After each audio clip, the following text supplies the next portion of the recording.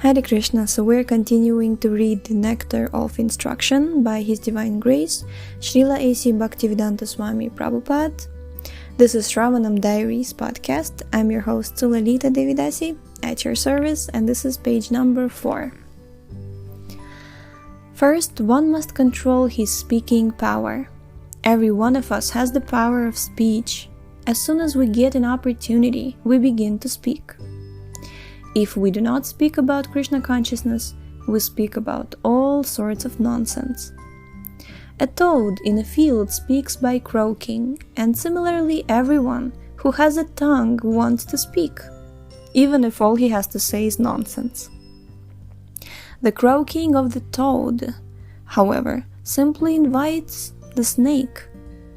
Please come here and eat me. Nevertheless, although it is inviting death, the toad goes on croaking.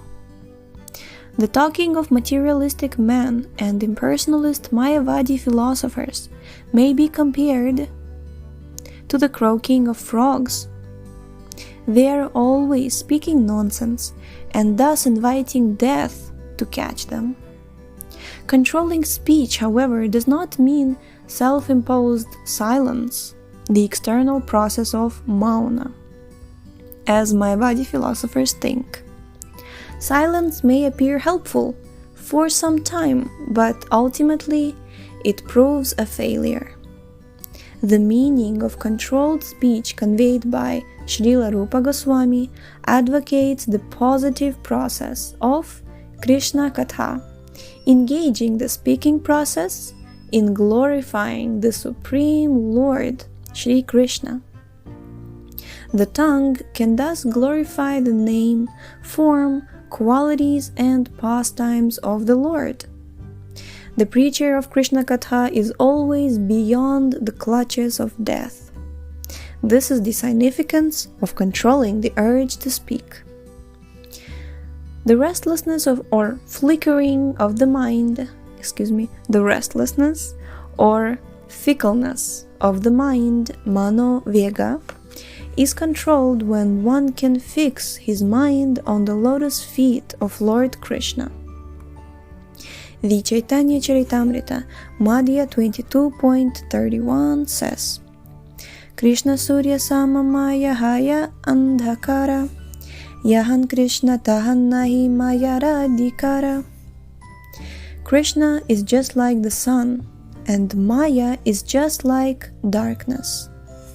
If the sun is present, there is no question of darkness.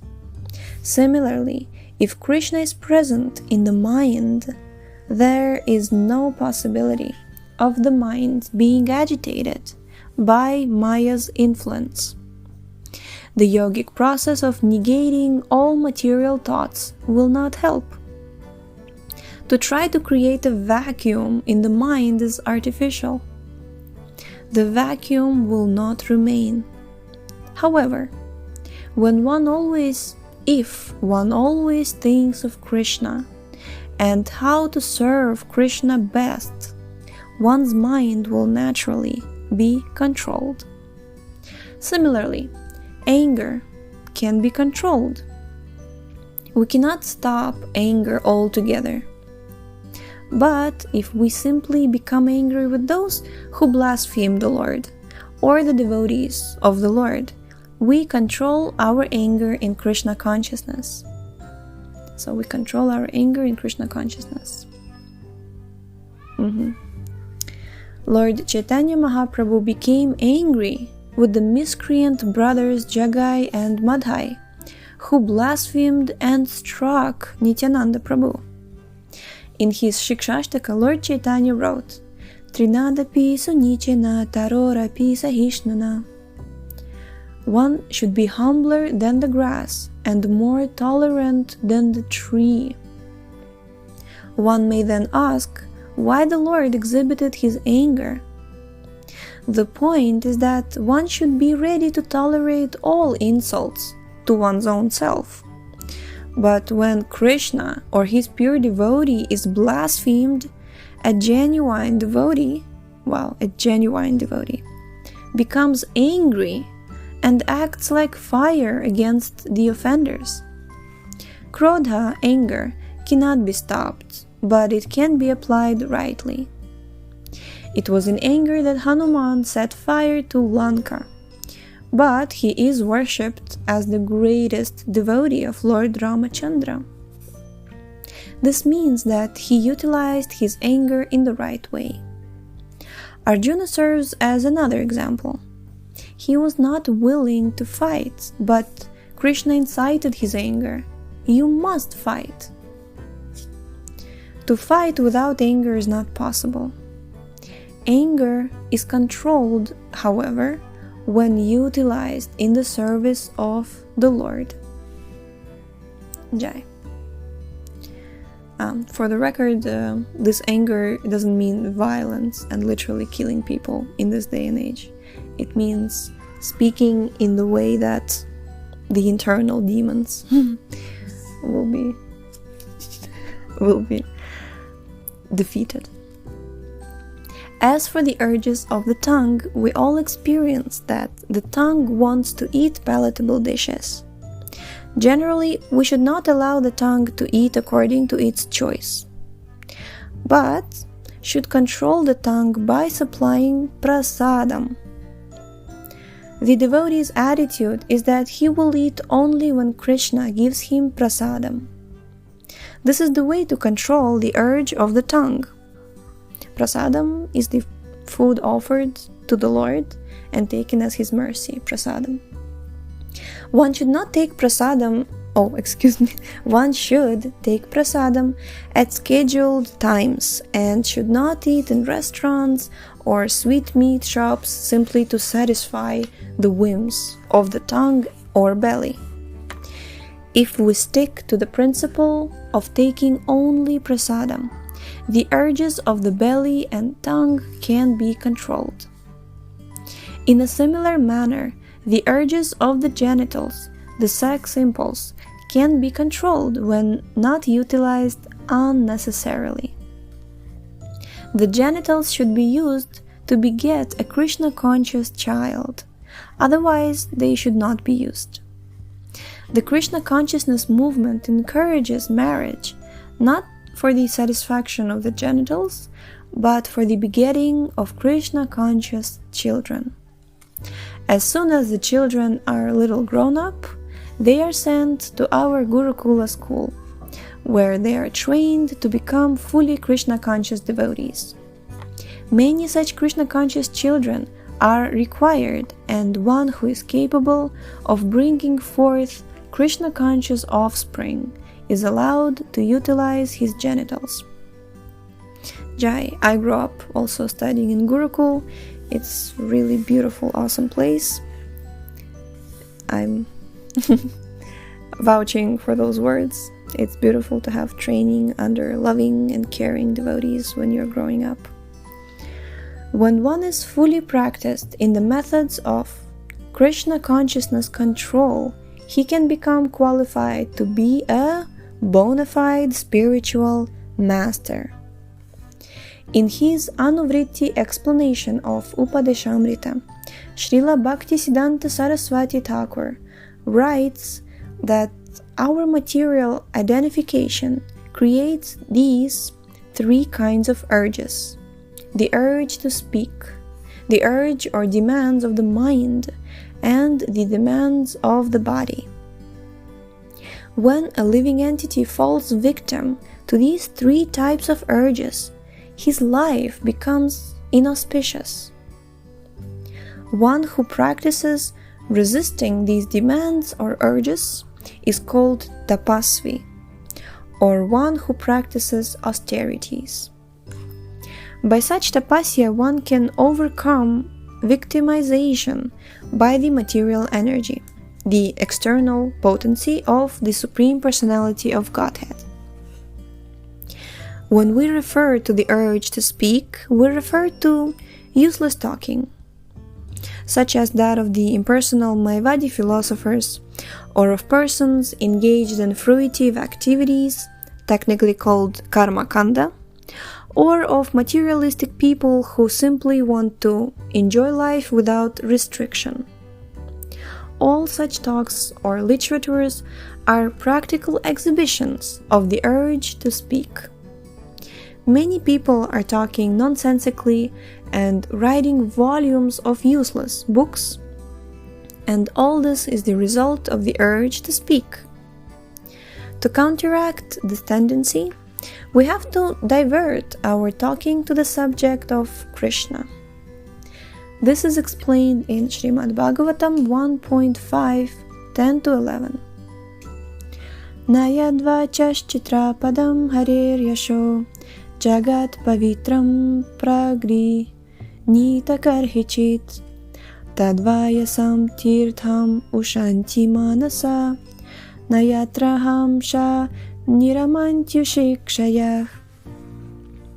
Those words which do not describe the glories of the Lord, who alone can sanctify the atmosphere of the whole universe, are considered by saintly persons to be like unto a place of pilgrimage for crows. Since the all-perfect persons are inhabitants of the transcendental abode, they do not derive any pleasure there. Tadvag visargo janatagha viplavo yasmin pratishlokam abadhavadyapi naimanyanantasya yashon kitaniyat shrinvanti gayanti grinanti sadavah.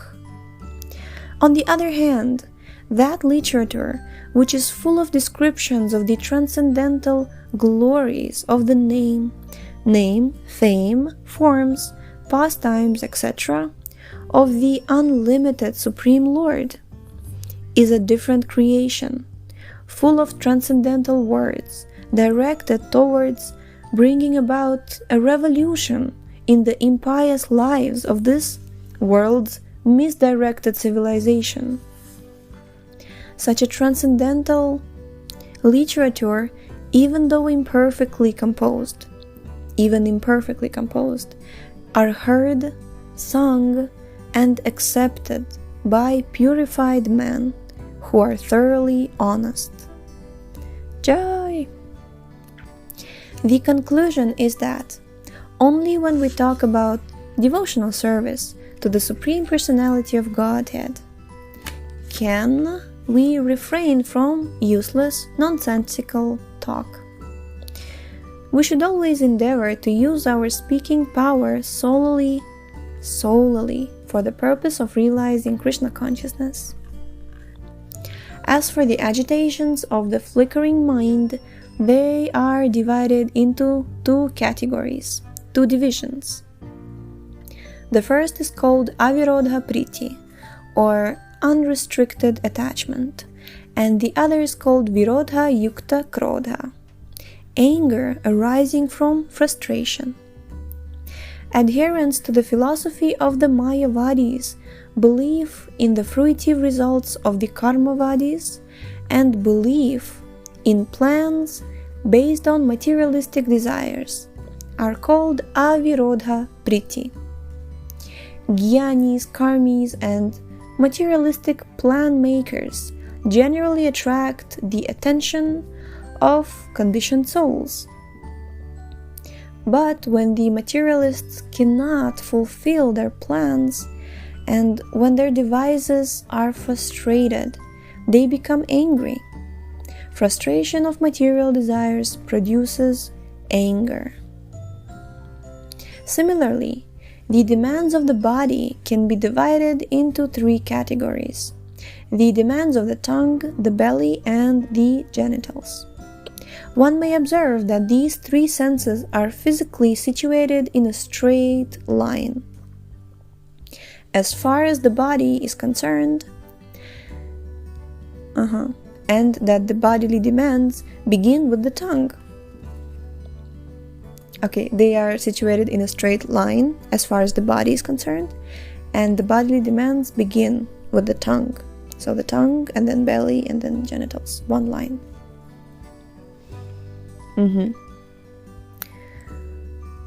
Right? If one can restrain the demands of the tongue by limiting its activities to the eating of prasadam, The urges of the belly and the genitals can automatically be controlled. Alright, we're going to stop here for today. It is a long purport. It is a very deep subject matter, and I'm sure we can read and read again and again and find deeper and deeper meanings. But in the conclusion, I just wanted to say that this Virodha Yukta Krodha and Avirodha Priti, these two, first is like unrestricted attachment, and second is anger arising from frustration. I can just clearly see, because I'm also doing social media marketing as one of the main services, so you can really see how basically it's all based on trying to attract the attention of everyone, of conditioned souls, and giving them belief, right? Like Prabhupada says here, belief in plants, belief in these fruitive results, belief. They're trying to generate this belief.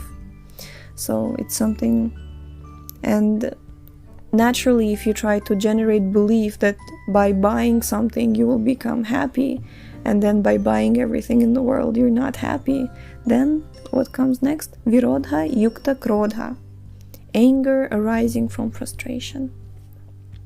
Jai. So, thank you so much for tuning in today.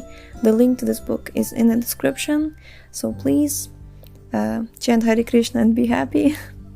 And yes, we shall see you tomorrow. Hare Krishna.